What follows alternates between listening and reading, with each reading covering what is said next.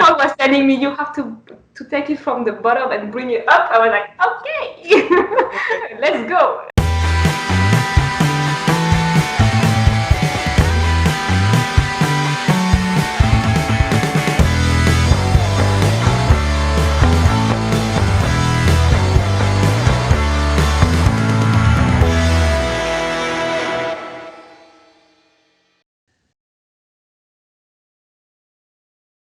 Alex Naud, welcome to Throwing Stones. How are you?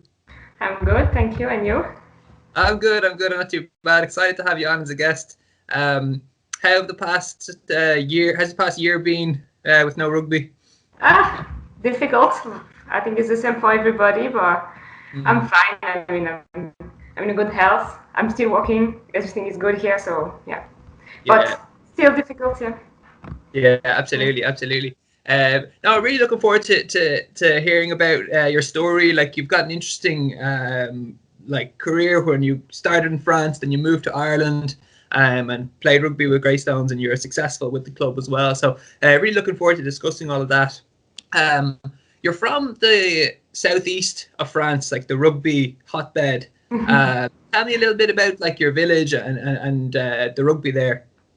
Yes, so I am from the southeast, so I'm actually from Dieu-le-Fille. It's probably something not known at all. It's also very close to Montélimar. Actually, you might know this because it's the city of nougat. Do you know nougat? Oh, yeah. Montélimar. So it's where the nougat is made. Yes, so very close to Montélimar. And also, if you don't know Montélimar, it's like between Lyon and Marseille. So really the middle of Lyon and Marseille. That's where we have sun, we have lavender, we have the southeast. Nice things, yeah. So that's the town that you're from. And what was your first kind of introduction to rugby? My dad, because my dad is a player, or was a player. Actually, he's not playing now anymore, but he's also a coach. So when I was, I think, a kid, he was coaching the adults, the men's team from my village. But then now he's coaching the kids. He actually loves it. I don't know how he's doing sometimes because he's coaching like under 6 or under 5. They are very, very young. And I thought my dad was not like passionate or something like that. I was like, how does he do that? Because they stop like every 1 minute. Oh, look at this flower. Look at this, you know? And then, so I'm very impressed. But so my father introduced me to rugby. Very good. Some of the teams I've been on have stopped every 1 minute to look at flowers as well. So. Adults or kids. But you did you play there? Were you able to play? Was there a girls' team? No, so not really. When I was a kid, there were no girls' teams. So the girls were, if you wanted to play, you had to play with the boys, and so I didn't actually because I was not really comfortable with that. I was like, no, I was still a girl, you know, like so I didn't want to join the boys. But after, I think when I was 14, 15, we tried to actually create a team, but it didn't work because like we could train, we could do like little game between us, this kind of thing, but we couldn't really create a team, a full team, because 15 players was a lot to find in the village, and the girl didn't want really to play rugby, or they wanted to have fun, but they wanted to go home after and not think about a game or something. But then, in my village, I didn't really play. I was always around the pitch with my dad, so I was always with a ball or something like playing, but not really like rugby with a team. And would you go to your dad's matches to watch him coaching? Yeah. Yes, all the time. So I was going around, like they were living with buses or this kind of thing, so I was always going with him. And then my parents separated when I was young, so I was going to my dad and then to my mom, you know, like I was alternate between them. And on Friday night, I was usually with my dad, and he had training, so I was always going with him to see his training. I loved it, so I was always going, except when it was winter, maybe it was a bit too cold, even if I'm from the France, but I loved going to see what they were doing. And That's good. That's good. Very nice to hear. When you went to university in Montpellier, which is another big rugby city, were you able to play there in your university club?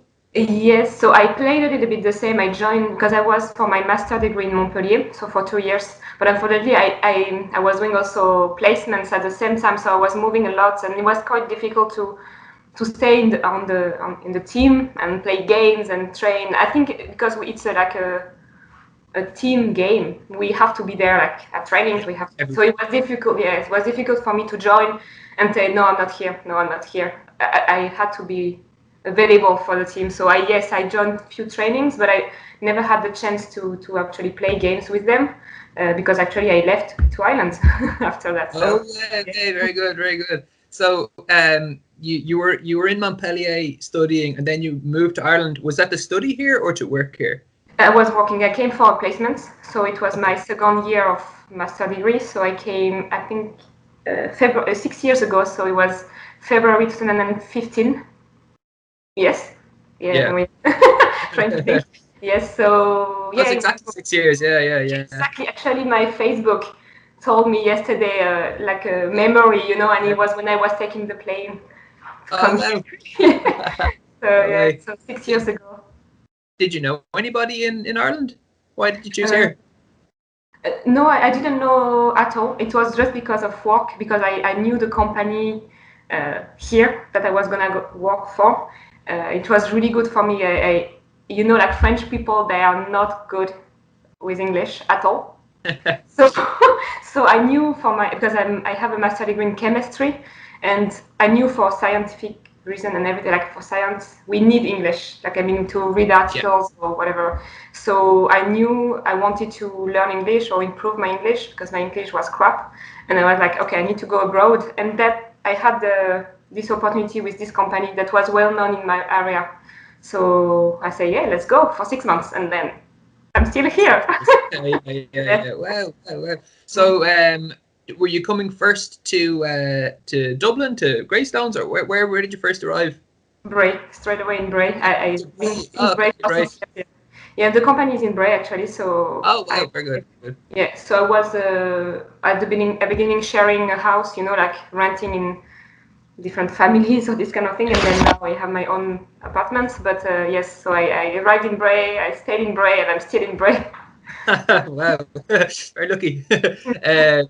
So, did you think like what did you think of Ireland when you first arrived? Was it like too cold or like? I came, so I arrived February, yeah. End of February. I think so. I arrived first in Dublin. I stayed for a week, I think, in Dublin just to visit a little bit before. Yeah. So it was very nice. And then I took the dart, arrived in Bray at that station. It was lashing rain, and I was like, oh my God, what am I doing here? Well, I had to keep going. And then I was asking the guy at the dart station, can I have a map? Because I didn't know where I was going. And he was like, we don't have a map. I was like, what? I need a map. So yeah, so it was crazy. And then I think there were a Six Nation game the same day. So when I was going to stay, he was leaving to see this match. I was like, oh my God, I'm so lucky. I need to go to see this match as well. But then I couldn't. I didn't know. That was my first adventure in Bray. The rain. Yeah, the rain. Yeah. Jeez, so you came from some lovely sunshine in south of France to rainy all that. We're lucky that you stayed. Why did you? Or how did you find out about rugby? Like, did you know that there was a rugby club in Greystones? No. No, not at all. I was at the beginning. I didn't join directly, so I think I joined in a year and a half later because I was intern and then I was non-permanent, so I was under contract, and I didn't know what was going to happen 6 months later. I didn't want to join the team and then leave. That was maybe stupid, but I didn't want. And then I got my permanent contract in 2016 in September, and then I was like, okay, it's maybe time to see. I am in a rugby country, so I need to check. And then just on the internet, I found the club because I was looking in Bray first. I think they have There's no. Yeah. So I knew there was no woman at all. So I said, oh, let's find around, and I found very quickly Greystones. Actually, they had a website. I think that for the women's team as well. So I contacted. I think it was Tara at the 6 years ago. So yeah, and she replied to me straight away. So you just literally just Googled rugby, ladies rugby. Yes. and Greystones came up. And did Tara said, "Come down, bring your boots, and we'll see you here." Yes, yes. She scared me. I didn't tell her that first time because she just told me, "Oh, yeah, no problem. Come down. We'll be there at 8, and don't forget your gum shield." That's the only thing she told me. Like it was very short gum shield. I was like, oh my god, gum shield. I don't have a gum shield. I didn't have a gum shield. I had to buy a gum shield. I went to, I think, Bray, Main Street, just to find a gum shield. And I was like, oh my god, they're gonna kill me the first day. I have no clue what's happening. Because I knew rugby. I played rugby a little bit, but I was like, I haven't played for a while. I have no clue. Maybe these girls, they have like a high level and they're gonna destroy me the first day. But no, I survived. It was actually nice. It was really, really good. I was super scared, but it went super well. And like, and which? And I stayed. Oh, you stayed? Yeah, of course. Yeah. So like, the ladies' team is very close. Like they're all very friendly. There's a family feel. Did you realize that as soon as you arrived down, was everybody very welcoming? Yes, directly. I think it was Sinead that arrived the first one. And she told me, oh, you are Alex. I was like, oh. How do you know that? And she told me, oh, yeah, Tara told her, it's like, welcome, the changing room are here, come. I was like, okay. And they were super friendly. I think, I felt really welcomed. It was super good. I was feeling like really part of the team straight away. Great. What time of year was this? Was it winter? September, I think. Okay, so it wasn't too bad. Yeah, they had already trained before, like in August, like pre-season and everything. So I was, I think they hadn't played a game yet, but so it was really the beginning of the season. Okay, yeah, and so you did a few training sessions, and then did you have your first match? Yes, straight away. Yes, straight away. I actually don't remember where it was. I think it was in Greystones, but I'm not so sure. I remember I was super stressed, because I didn't know what was going to happen on the pitch and how was the other team. But I know initially I started flanker. I'm not a flanker anymore, but I was flanker when I started in Greystones. But no, I don't really remember this game. Was this the first time then that you actually got to play matches every week? Because previously you'd been like you said, maybe there wasn't enough players in your village, and then in Montpellier you were studying or abroad or whatever. So this is the first time. So you've been probably playing, aware of rugby your whole life, but your first match was like in Greystones. Exactly. It was the first one. Wow. And how did you find it? Like after training for your whole life to play this match, was it okay? Yeah, it was good. It's funny because you're really stressed before the match. Yeah. But then when you're on the pitch, I know, it's strange, isn't it? And you're putting your heads on and let's go, and then you don't have time to think.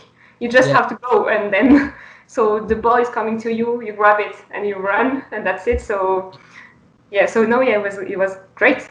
It's great. It's a good example for life. I mean, just in general, you always think things are so much worse until it starts. When then you're doing it and it's fine, you wonder why I was so nervous. But that's so cool. So you must have become like one of the main members of the team pretty quickly, because not long afterwards, maybe 2 seasons later, you became captain. Is that right?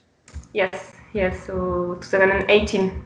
So 2 years later. 2 years later. Wow. So like, how did that process begin? So over the 2 years, were you like a leader? Were you very like talkative, or I don't think so.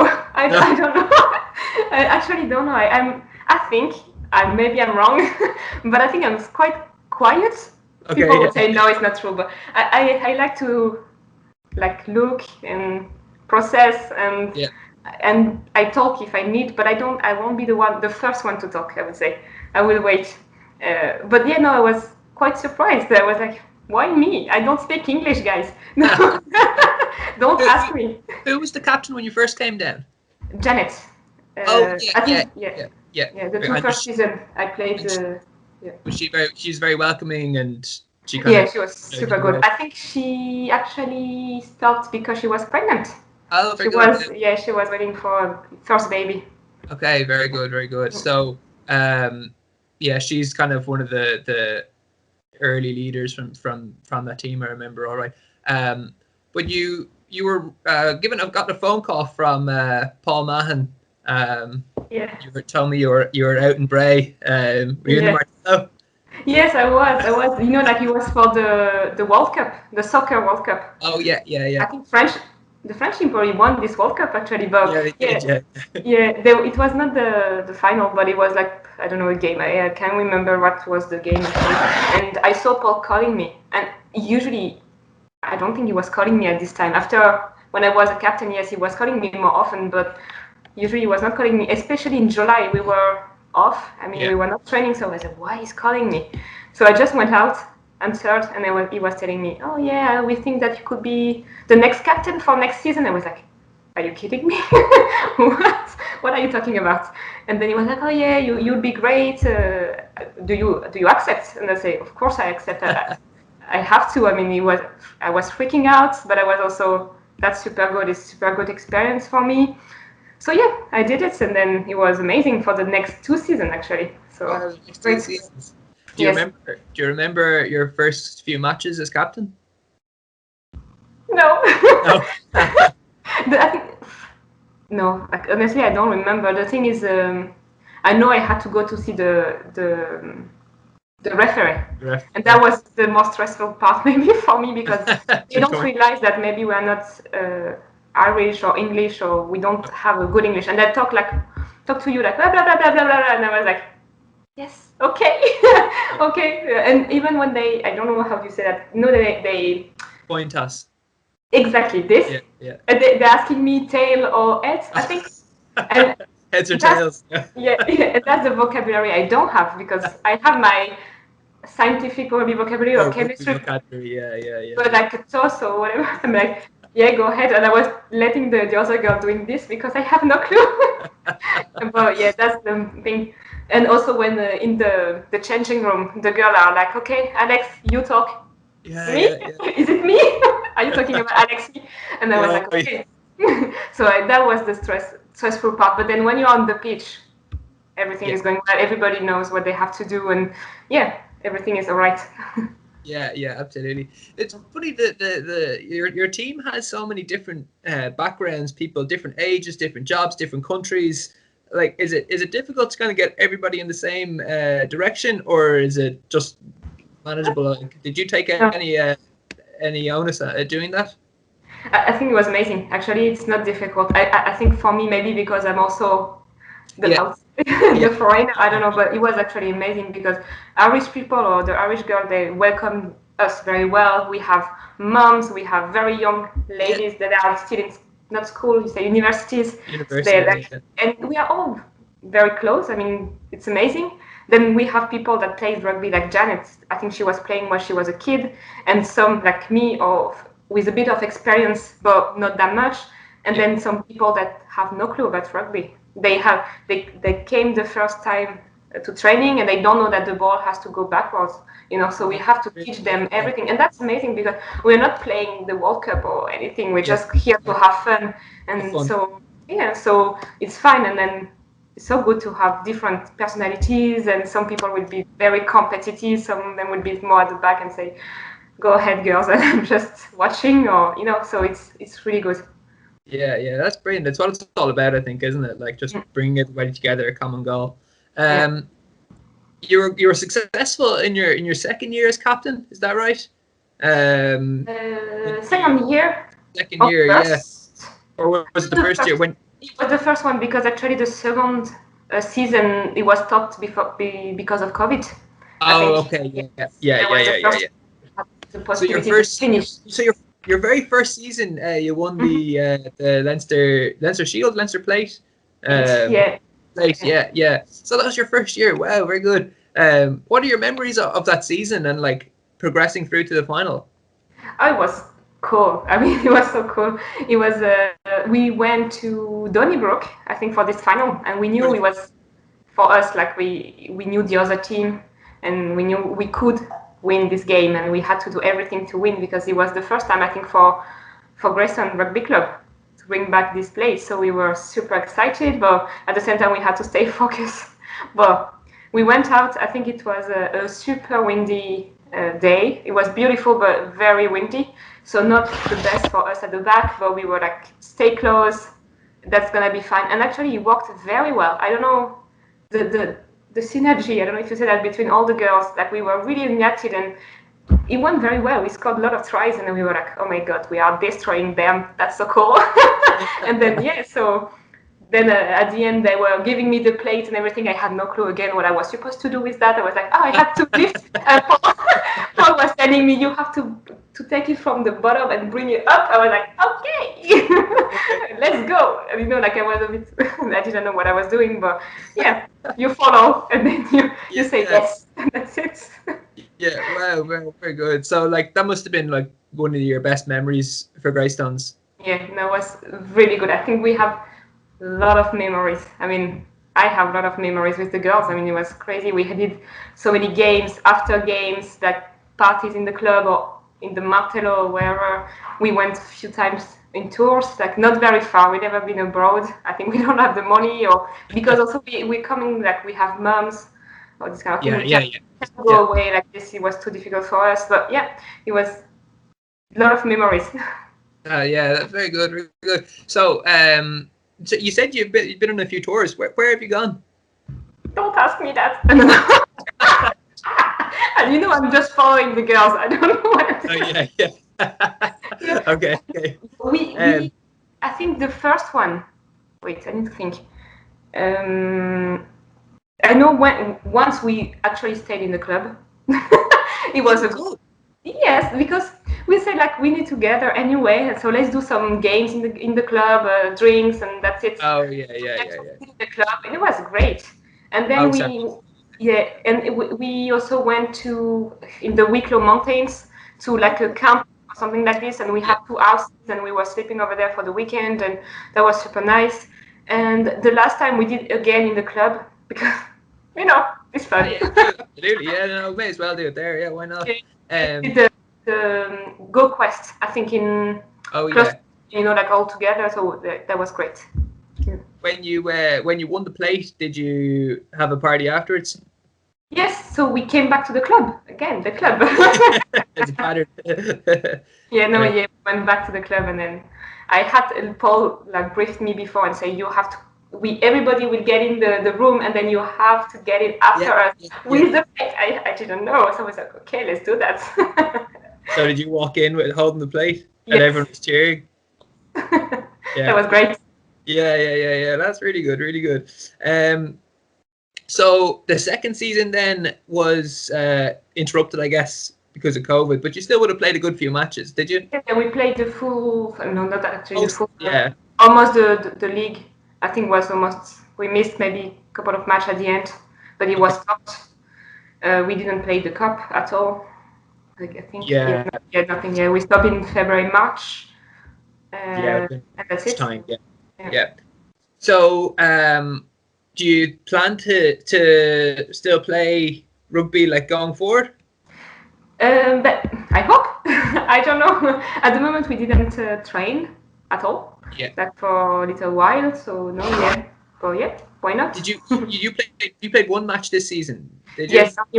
I think only one. Yes, in October before the level 5 in November. I think we had one match in Portlish, if I'm not wrong. It was a disaster. Yeah. It was awful. Yeah, we went over there. It's quite far. I mean, it's an hour and maybe 15 minutes, and the weather was crap, really bad. We thought it was gonna be cancelled, and it was not, and we were like, no. And we had no shower because of COVID, so we knew after we had to go back to Drive back from Portlaoise in your gear in the mud. No, we got changed outside actually because we couldn't get it. And it was a disaster, and we lost very badly. We couldn't, it was difficult. I think I felt like they had more training than us or something, because for us it was difficult. We haven't seen each other that much since COVID, and it was difficult to find our way on the beach, and it was super wet. And for Portage was better, I think, because they had big girls that could play with their front row and everything. And for us, we couldn't do anything. But yeah, we played it 80 minutes, 80 minutes, and that's it. And then we're okay, we lost, go back home. That's it. There you go. Very good. So I know you've got some plans for the future. What's happening? Are you moving back back home? Yes, unfortunately, yes. That's the news at the end. Yeah. So I did after 6 years. I think it was the good time, for me to go back because after the year we had here, it was difficult not to see my family for almost a year. I went back in for summer and for Christmas, but I had, for example, my niece was born end of 2019, my first niece, and I couldn't see her. Actually, I have seen her for like maybe 3 times, and she's already like running around. I'm like, you have to play rugby. Look at this boy. but she doesn't really know me, so that's difficult as well. So a lot of things happened this year, and then also for my career, I knew like after 6 years in the same company, I wanted to see something else. So I decided to resign, and then I got a new job now in Aix-en-Provence, so even like south of that where I come from. So it's like very close to Marseille. So I'll start my new job in May, and I hope maybe I'll find a new club or something like. Do you know, are there any clubs over there in? I didn't check yet. I'm sure. Yeah, I'm sure they have. I think they have the women Provence team, probably very high level, so I'm a bit worried. But yeah, why not? I can join for trainings and just see. After, like, unfortunately for women's, I'm still young, very young. But you think about kids, about this kind of thing. For us, I think it's difficult. I want. Absolutely.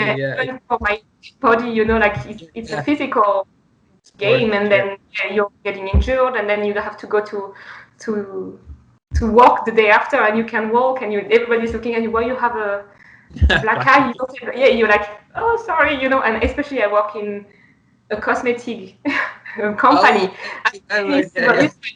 Girl, and then you arrive and you're like, look at my face. But so I'll see what I do over there. Maybe I'll have maybe touch rugby or this kind of maybe less contact. Maybe not. Coaching as well or whatever. Yeah. Definitely, I love rugby, so I'll stay. I'm maybe coaching or something, but yeah. And will you miss Ireland and Greystones Rugby Club? Definitely, I will miss. I think it was a second home for me. I have a second family because I have no one here, so I had to. I was so happy to go twice a week to training and every weekend at the club for my game or watching the men or watching the third on Friday night. So it was really good, and I will really, really miss the club and my life here in Ireland. After 6 years, you have your routine, you have your comfort zone, and then it's gonna be difficult to leave. And that's why I wanted to also thank you really to the club, to the women's team, to my coaches, to everybody that welcomed me to the club. Everybody was coming to me, talking to me. How are you, Alex? Like I even didn't know them, So it was really, really good. So really a big thank you to the club. That's really nice to hear. No, I'm sure everybody in your team was so happy to have met you and got you involved, and maybe you'll come back for visits and things like that. And then maybe also for a friendly match in France. Yeah. Next time France are playing Ireland, you should come over and you could. I know you have a very special memory when your father came and visited you. Did he come to the rugby club, to Greystones? Yes, he came just once to Ireland. My sister told him, like, I put you in the plane and you go to see Alex. He came because he's from the countryside. He was not someone really taking plane, or he didn't know how to do. So my sister put her on the plane and he came. I don't know how he managed in Dublin airport, but he did. He arrived. And then, so on the Friday night, actually, I was playing tag. It was summertime. So he came with me. He was very happy to see the tag as well, because we don't really know tag rugby in France. But I didn't know. And so we went to the club, and I was able to take picture with him with my player of the year plate, so I was really proud to show that to everybody. And also I was able to show my dad the club and where I play, because he is the person that interests me to run. Yeah, that's so nice. Very nice. So tell me then, like, from your memory, what was the toughest match you played for Greystones? Loads. We sometimes matches are difficult because physically it's tough, or because the weather is crap, and you're like, I just want to go the shower. Please stop this match. Or maybe because sometimes we have too many drinks the day before, you know, and you're like, oh my God, I don't want to go into the scrum right now. But yeah, but I think because probably the most recent game that I remember was the last one, like really in Portlish, was really difficult. Yeah, because it was like just after the COVID and we hadn't played for a while, so physically it was difficult. Mentally, we really wanted to play and gather all, like, and then have a good game, and it was not happening, and we couldn't really play rugby. So everything was difficult. But we had a couple of games like this, difficult. Like I remember one in Wicklow Town where the same was not raining. It was, how do you call it? You know, the ice that is coming. Like trying to protect each other because it was painful, and you know, and when you come from the south of France, you're like, oh my God, what's happening? What is this? I don't know if I'll be able to play in the south of France because it's gonna be the rivers. It's gonna be too warm. You know, when it's 20 degrees here, like I don't know, in April or something, that we playing games, I'm like, oh my God, I'm dying. It's too warm. So you're over there. Like we've spoken about like some of your favorite memories, like winning the plate and your father coming to visit. You also won the Player of the Year. Tell me about that. Yes, so I don't remember which season, but so the first one, I think it was actually my first season. Your first year, yeah. Well. Yeah, it was not. It was Player of the Year. Yeah. You know, elected by the players. That was the first one. I was delighted. I was, oh my God, what's happening? You know, because especially it's very special because it's from your team, from your friends. So it was great. And then probably the first year I was the captain. I was Player of the Year by the coaches. Okay, yes. Very good. Right. So, like, was your name was called up at the end of year awards, and you went up and collected it? Yes. Yeah. Rory was giving. I think he was the president at the time, so he was giving me the. Very good. Yeah. You know. Yeah, very nice. You get to bring them back to France now and show them off. I have some little like a plate, you know, and I will keep them forever now. Yeah, very good, very good. Tell me then, just the last question: who's the best player you played with at Greystones? I think it's difficult, but definitely I'm thinking about one person is Janet. I think that she's really a rugby player. You know, like on the pitch we have people running fast or like good tackler or whatever, but she has everything. She has the package. Yeah, she's so small, but she can destroy everybody on the pitch, and I think she's absolutely talented for rugby. Very good. Well, look, Alex, that's going to reach the end here. It's really good talking to you. You've had like a really unique perspective on playing for Greystones, you know, and after past 6 years of being here, you're going to be going back. But I'm sure everybody would love to see you again sometime in the future. And thanks so much for coming on. Thank you very much. And again, thank you to the club for everything they've done for me. Thank you. Brilliant. Thanks so much, Alex. Bye. Bye.